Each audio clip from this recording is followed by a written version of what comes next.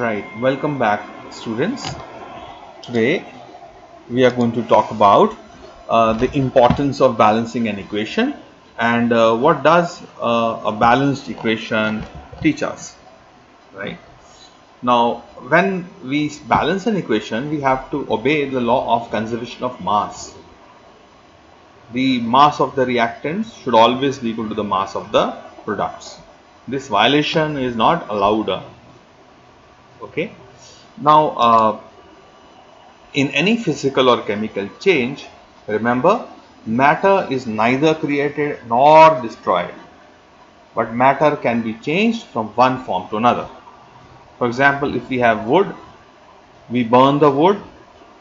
When we burn the wood, lot of heat is being emitted, fire is there, smoke is coming out of the chimney, and afterwards we are left with ash.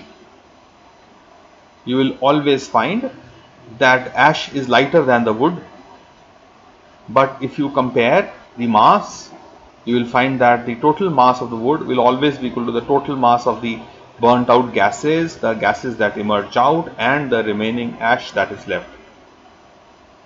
So, law of conservation of matter says that matter can neither be created nor be destroyed, but it can be converted from one form to another form. Now, in a chemical equation, whenever there is a reaction, we need to have an equation to tell what is being produced. In the previous question, this picture, we had wood and wood turned into these three things. But ये photographs बना बनाकर हम नहीं बार बार दिखा सकते हैं. So we have a system of making a chemical equation. A chemical equation describes what you have before the reaction and what you have at the end. A chemical equation also describes in what state, in what phase, solid, liquid, gas, or aqueous state that the reactants and the products are there. It also can help us to know what is the amount of each chemical needed to carry out that particular reaction. For example, AgNO3 silver nitrate in aqueous form, dissolved form, plus salt NaCl in aqueous form reacts to form silver chloride as a solid, or solid hai to it will settle down in the beaker or the test tube, and sodium nitrate would be produced, and this sodium nitrate would be dissolved, so it will be in aqueous form. So balancing a chemical equation refers to the mathematical relationship between the quantity of reactants and the products. So we have a reaction like NaOH, sodium hydroxide, plus sulfuric acid, H2SO4. It reacts to form Na2SO4 plus H2O. We can clearly see that this is not a balanced reaction because यहाँ पर Na का एक atom है जबकि यहाँ पर Na के दो एटम्स हैं. SO4 बैलेंस दिख रहा है लेकिन हाइड्रोजन बैलेंस नहीं है क्योंकि रिएक्टेंट्स में हाइड्रोजन 3 है और ऑक्सीजन 1 है जबकि यहाँ पे हाइड्रोजन 2 है और ऑक्सीजन 1 है. तो ये रिएक्शन है तो ठीक है कि ये this material plus this material forms sodium sulphate plus water, लेकिन कितना बनता है वो इससे पता चलता नहीं है. So we have to balance it so that हमको पता हो कि हम रिएक्टेंट्स कितना लें और प्रोडक्ट्स कितना बनेगा. ये law of conservation of charge is a very old law which was discovered way back in 1789 by Antony Lavoisier, this gentleman that you can think of this picture. Antony Lavoisier demonstrated the chemical principle which is today known as the law of conservation of mass. According to this law, during a chemical reaction, matter is neither created nor destroyed. Only rearrangement of atoms takes place and new molecules are formed, but the overall mass of the system does not change. Now, as a consequence of conservation during a chemical reaction, that mass does not change. Therefore, the mass of the reactant should always be equal to the mass of the products. But mass तो major नहीं किया जा सकता ना. हमको क्या देख सकते हैं, जो सामने दिखता है is the number of atoms. So for a chemical equation, more importantly mass के लिए तो हमको कोई वेइंग स्केल चाहिए, लेकिन नंबर ऑफ एटम्स देखने के लिए कोई वेइंग स्केल की जरूरत नहीं होती है. और एटम का मास ही तो टोटल मास में कंट्रीब्यूशन करता है. इसलिए rather than looking at masses जो एंटोनियो लिवॉइजर ने एक्चुअली यूज किए थे, हम देखेंगे number of atoms of each type of the element must be the same on each side of the equation. Right. तो हियर चेकिंग फॉर कंजर्वेशन, यहां पर 2 atoms of hydrogen, 2 atoms of oxygen, जबकि यहां पर 2 एटम ऑफ हाइड्रोजन तो हैं, लेकिन reactants products में सिर्फ एक ही एटम ऑफ ऑक्सीजन है. इसका मतलब this reaction is an unbalanced reaction. Number of atoms are not the same. So whenever we have an unbalanced reaction, we need to balance it by having some coefficients as multipliers. आगे water के कितने molecules कल सीखा था हमने. जैसे यही वाले रिएक्शन की बात करें, balancing an equation, hydrogen plus oxygen forms water, तो हम 2 लगाते हैं हाइड्रोजन के लिए और 2 लगाते हैं वाटर के लिए. तो आप देख सकते हैं हाइड्रोजन के 4 एटम्स हैं, प्रोडक्ट्स में भी 4 हाइड्रोजन हैं, ऑक्सीजन रिएक्टेंट्स में 2 हैं, प्रोडक्ट्स में भी O, लेकिन आगे मल्टीप्लाइड है 2 के साथ, तो 2O है. Such a reaction by is called a balanced chemical reaction. तो बेसिकली एक इन्वेंटरी तो है ना कि रिएक्टेंट्स में क्या क्या सामान है और प्रोडक्ट्स में क्या क्या सामान है. राइट. और यहीं से हम किसी भी रिएक्शन को बैलेंस करने की कोशिश करते हैं. राइट. यहाँ पर देखिए बैलेंस कैसे किया. हमने कॉपर हाइड्रोक्साइड लिया, उसमें थोड़ा अमोनिया डाला, 4 molecules of NH3 for every molecule of copper hydroxide. हमारे पास एक डीप ब्लू कलर का लिक्विड आ गया. पहले लाइट ब्लू था, अब डीप ब्लू हो गया due to the formation of copper nitrate ions and hydroxide ions, OH negative ions. That's how the reaction happens. Picture of the reactants and the picture of the products.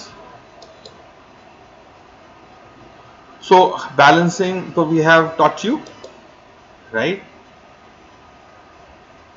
एक example और कर लेता हूं आपके साथ, फिर हम आज की नई बातें सीखेंगे. Potassium iodide plus hydrogen chloride plus H2O2. H2O2 is hydrogen peroxide. 2 water H2O होता है, ये H2O2 है, it's called hydrogen peroxide. Forms iodine plus potassium chloride plus water. If I balance this reaction, so I have to multiply potassium iodide with 2, hydrochloric acid with 2, and 2 are here on the products. अब आप इसको check करें, you will find that this is a balanced reaction. Pause करके video को आप check करिए, check करें के Cl, हाइड्रोजन, ऑक्सीजन क्या बैलेंस्ड है. राइट. नाउ यहाँ पर देखिए रिएक्शन दिखता कैसा है. Potassium iodide HCl plus hydrogen peroxide को जब हम इनिशियली रखते हैं तो they are all a transparent liquid. जैसे ही रिएक्शन होता है इट टर्न्स येलोइश, ऐसा भी कर हो जाता है, colour change because of liberation of the iodine in the liquid. Right. The oxidation reaction मतलब burning reaction, methane plus oxygen forms carbon dioxide plus water. Heat पैदा होती है इसके अंदर मीथेन को बर्न करने से. मीथेन को हम मार्श गैस भी बोलते हैं. कहीं पर भी जो स्मेल आती है सड़ने की, वो मीथेन की स्मेल होती है. तो methane plus oxygen forms carbon dioxide plus water plus heat. Exothermic, heat छोड़ने वाला रिएक्शन. राइट. बैलेंस चाहिए. Right. Now let us first look at what is the importance of a chemical equation. Chemical equation key importance. This is a topic for the board. Importance of a chemical equation. First importance है the reactants and the products formed in a reaction can be directly observed from the reaction itself. तो हम directly देखकर बता सकते हैं कि calcium carbonate plus hydrochloric acid reacts to form calcium chloride plus carbon dioxide plus water. कौन कौन react करते हैं और क्या पैदा होता है, ये हम केमिकल इक्वेशन को देखकर बता सकते हैं. Second importance is that it conveys information about the relative number of molecules participating in the reaction, है ना. तो यहाँ पे देखो, इसी रिएक्शन के लिए हम बोलेंगे one molecule of calcium carbonate reacts with two molecules of hydrochloric acid to form one molecule of calcium chloride, one molecule of carbon dioxide and one molecule of water.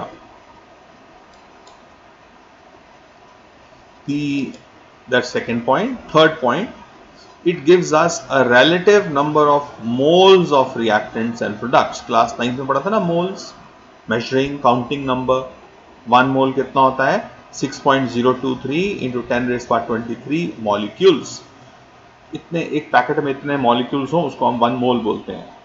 तो रिएक्शन से हम मोल के terms में भी बात कर सकते हैं कि अगर हम 1 मोल ऑफ कैल्शियम कार्बोनेट लें plus 2 moles of hydrochloric acid लें, we will form 1 mole of calcium chloride, 1 mole of carbon dioxide and 1 mole of water.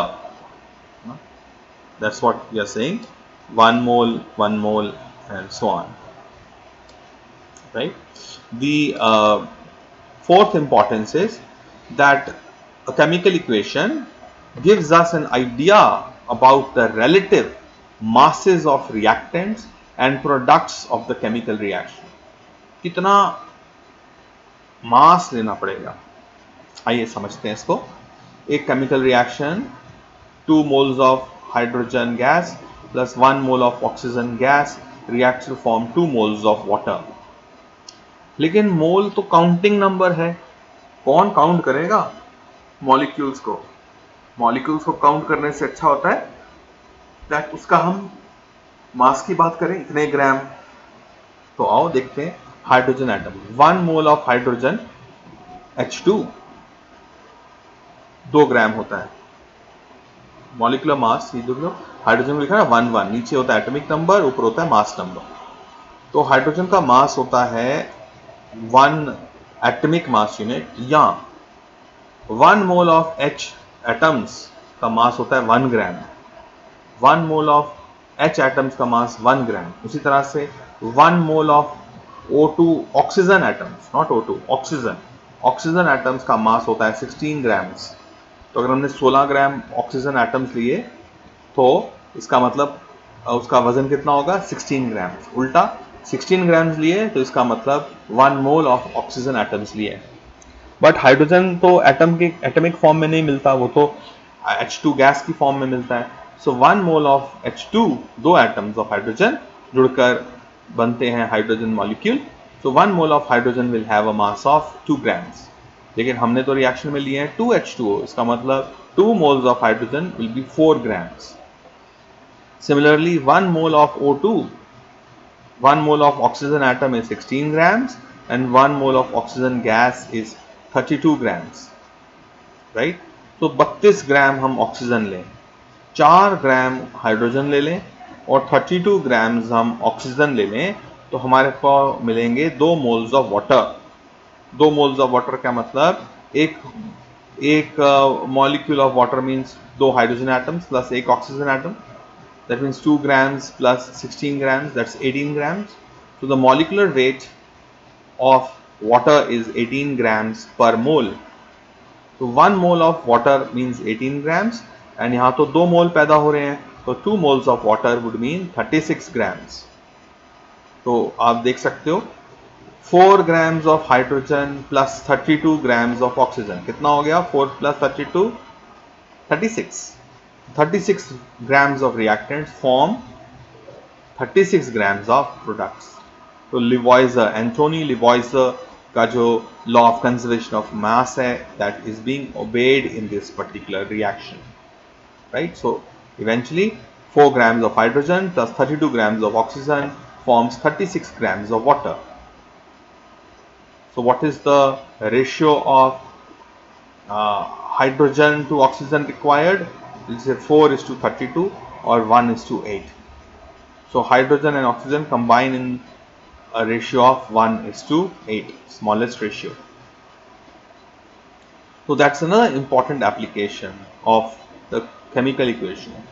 The fifth importance of a chemical equation is that it also tells us about the relative volumes of reactants and products formed in the reaction if they are of gaseous nature. Now many times हमारे reactants and products gaseous form में होते हैं. Gas का वेग करना तो मुश्किल है, हमारी तकड़ी पे आके बैठेगी नहीं, वो तो उड़ती रहेगी. तो हम वहाँ पे एवोगाड्रोस लॉ का इस्तेमाल करते हैं. 9th क्लास में पढ़ा है हमने, मैं रिवाइज करा रहा हूँ. That Avogadro's law says 1 mole of all gases at normal temperature pressure.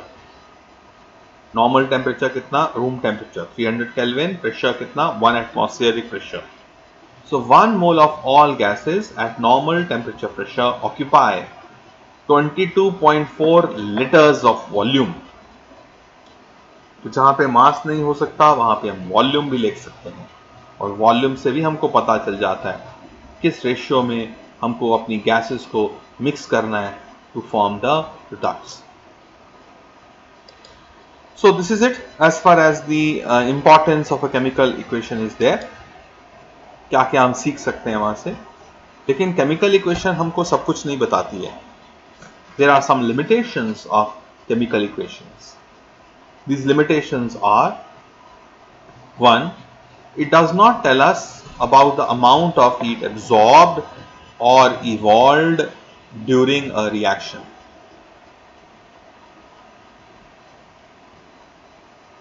Heat कितना आया, कितना गया, कितना एक्सोथर्मिक है, कितना एंडोथर्मिक है, वो हमको रिएक्शन से पता नहीं चलता है. दूसरी बात, a chemical equation does not tell us anything about the time required for the completion of a reaction. See, some reactions are spontaneous, happen quickly, like explosion of a bomb. Burning of a candle will be slower. Some reactions are very slow. Rusting of iron, very slow. So reaction तो हो रहा है, but कितना जल्दी होता है ये हमको केमिकल इक्वेशन से पता नहीं चलता है. How fast is the reaction. The third limitation is it does not give us information about the state of the reactants and the products. Until unless you write liquid कौन है, solid कौन है, तो normally केमिकल इक्वेशन से हमको नहीं मालूम चलता है कि किस हालत में है products, reactants. Fourth limitation is in reactions involving solutions, it does not tell us whether the solution is dilute or concentrated. Dilute acid लेना है कि concentrated acid लेना है. तो normally ये reactions में अगर नहीं दिया हो तो फिर वो chemical equation does not tell us anything about this. And the last point is the equations do not tell us about the conditions under which the reaction takes place. Many times you have to have a catalyst. Catalyst क्या होता है? A material which does not participate in the reaction but helps for the reaction to take place. खुद participate नहीं करता लेकिन उसके presence से reaction होता है. कई बार कुछ रिएक्शंस के लिए हमको हीट करना पड़ता है, कई बार प्रेशर बढ़ाना पड़ता है. तो जब तक ये कंडीशंस नहीं लिखी हो तो अब तक वो केमिकल इक्वेशन हमको इसके बारे में बताती नहीं है. राइट. सो ये लिमिटेशंस हैं ऑफ केमिकल इक्वेशंस. अब जो लिमिटेशंस हैं वहीं से हमको पता चलेगा that how to make a chemical equation more informative, how to make it more informative. And we say first चीज हमको क्या करनी चाहिए कि केमिकल इक्वेशन इंफॉर्मेटिव ज्यादा हो जाए. तो पहला पॉइंट है the physical state of the reactants and the products should be specified by appropriate abbreviations, S for solid, L for liquid, G for gas and AQ for aqueous. यहाँ पे जैसे अब हमने लिखा zinc solid plus H2SO4 aqueous reacts to form zinc sulfate aqueous plus hydrogen as a gas. Then second way to make chemical equations more informative is that point number 2, the state of the products can be indicated using arrows. अगर कोई light gas है तो उसको एक up arrow बना दो, ये उड़ जाएगी ऊपर. हैवी गैस है तो डाउन एरो बना दो, ये उड़ेगी नहीं, ये नीचे सेटल होगी. अगर कोई चीज़ सेटल हो रही है, प्रेसिपिटेट बन रहा है, कोई दो केमिकल्स को मिक्स करके कुछ पाउडर बनता है, उसको प्रेसिपिटेट बोलते हैं. तो वो प्रेसिपिटेट हैवी होता है, वो नीचे टेस्ट ट्यूब में सेटल हो जाता है, down arrow. For example sodium chloride plus silver nitrate reacts to form silver chloride plus sodium nitrate. AgCl भारी होता है, it settles down in the test tube. तो हमने डाउन एरो बना दिया, तो हमको पता है ये उड़ नहीं जाएगा, ये नीचे बैठ जाएगा. Okay. The third way of making a equation more informative is by indicating the concentration of the reactants that are used in the reaction. हम DIL यूज करते हैं for dilute and CONC use करते हैं for concentrated. So zinc plus dilute H2SO4 forms zinc sulfate plus hydrogen gas. देखो up arrow बनाया, मतलब hydrogen light gas है, उड़ जाएगी, राइट. तो fourth importance is, fourth way of making equation more informative is that the conditions under which the reaction takes place are written on the arrow, right. That is 2 molecules of potassium hypochlorate or chlorate, potassium chlorate when heated and in the presence of manganese oxide reacts to form 2KCl solid plus 3O2 gas. तो ये जो arrow के ऊपर हमने लिखा है, ये conditions हैं हमारी. ये रिएक्शन तभी होगा अगर हम पोटेशियम क्लोरेट को हीट करेंगे, और नीचे लिखा है manganese oxide dioxide. That means manganese dioxide is a catalyst which helps in the carrying forward of the reaction. तो ये conditions हमने एरो के ऊपर लिख देते हैं. तो this makes it more informative. अगर कोई इसको एक्सपेरिमेंट को रिपीट करना चाहता है तो उसको देख के पता चल जाएगा कि इसको करने के लिए उसको हीट भी करना पड़ेगा और मैंगनीज डाइऑक्साइड भी ऐड करना पड़ेगा, राइट. नाउ कितनी, last point, fifth point, the heat changes during a reaction can be indicated by adding और subtracting small q kilojoules of heat. q symbol for heat, कितने किलो जूल्स ऑफ हीट हो रही है. अगर reaction में हम बोलते हैं प्लस q किलो जूल्स, इसका मतलब हीट बाहर निकलती है, इट्स एन एक्सोथर्मिक रिएक्शन.